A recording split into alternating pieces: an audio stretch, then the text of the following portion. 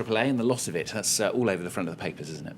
Yes, but the papers are trying to see the bright side this morning after lamenting it yesterday. Here on the front page of Le Figaro, AAA, the ratings agencies don't agree. They're focusing on the fact that Moody's and Fitch haven't downgraded France, even though Standard & Poor's did, and on the fact that France managed to borrow 8.5 billion euros yesterday at one of the cheapest rates they've done for a year. So basically they're saying it's not necessarily all bad for the French economy. Not everyone agrees that we're in a terrible state. They've got pretty much the same angle on the front page of the Catholic paper La Croix this morning. Their editorial is headlined Resistance, and they're talking about the resistance of the French economy, saying that while this of course is bad for politicians, it makes it hard for Sarkozy to defend his record, and indeed hard for anyone else to come up with an economic plan that Standard & Poor's might be more keen on. That ratings agency did point out in their report on France that there's lots of good things about its economy. It's got a very highly qualified, skilled and productive workforce. So if we can rely on those good things about France, then hopefully the economy can pull itself out, they say. This can't be right, Elena. It sounds like everything's good news in the papers today.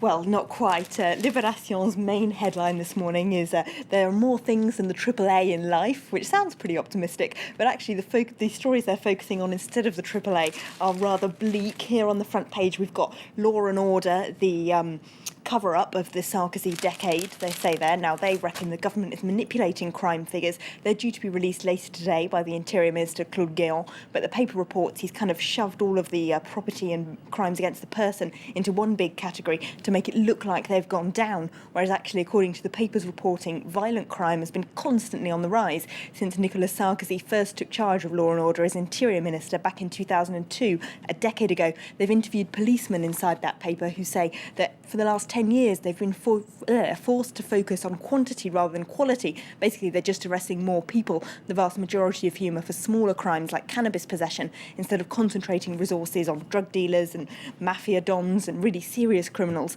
which actually have been seen a rise in the last 10 years. Oh dear, that sounds a bit more like it. Any more bad news? Oh yes, according to Le Parisien, it's not just the crime figures that are being manipulated by the government, it's also the unemployment figures that they're messing around with rather dishonestly. They've got inquiry about the real numbers of the job centres here on the front page. Now, basically, according to the government, there are 115 job seekers for every staff member at job centres who's meant to be finding them a job. But according to Le Parisien's own research, there's at least 200, and in some regions of France there are 600. Look at this cartoon inside the paper. You've got the job seeker there trying to hand over his notes to the man who works in the job centre, and the response is, well, don't give it to me, rather send it to Father Christmas. He'll probably be able to look at your folder sooner than I will, says the staff member there. Now, of course, there's a big summit on unemployment and what to do about it at the presidential palace tomorrow, where Sarkozy will be meeting major union leaders. Le Parisien reports that there's some good news in there for everyone, probably. They're set to announce more training for the unemployed, for example, which everyone wants, and probably the idea of higher taxes for companies who only hire people on short-term contracts. That's to say, penalising them for making those people's jobs more insecure.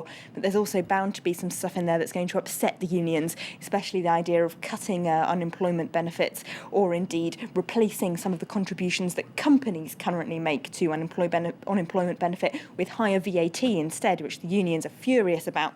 They've already called, the CGT union has already called on people to strike tomorrow, and the newspaper that backs it, the Communiste L'Humanité, has already made up its mind. On their front page, they've got, will the social summit be useful for unemployment? 73% of French people, at least the ones that they've interviewed, say no. So they've certainly decided. Okay, something less bleak, please. Yes, of course. There was one big French victory yesterday, the American Dream of the Artist, which is here on the front page of Le Monde. It's also back on Libération. Jean Dujardin, the Prince of Hollywood. Of course, they won the Golden Globe for Best Actor. He did, Jean Dujardin, in a musical or comedy. The film won the Best Film Award. So Libération and lots of the other French papers are celebrating that French takeover of Hollywood. But they do point out that the Golden Globes aren't necessarily a great indicator for the Oscars, so maybe it's not just quite time to buy the champagne yet.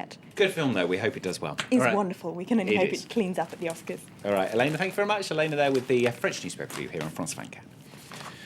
Coming up next, Focus. We're going to be hearing from those still waiting for justice 4 years after 1,000 people lost their lives in post-election violence in Kenya. A decision by the International Criminal Court. It's imminent. Comes up after the break.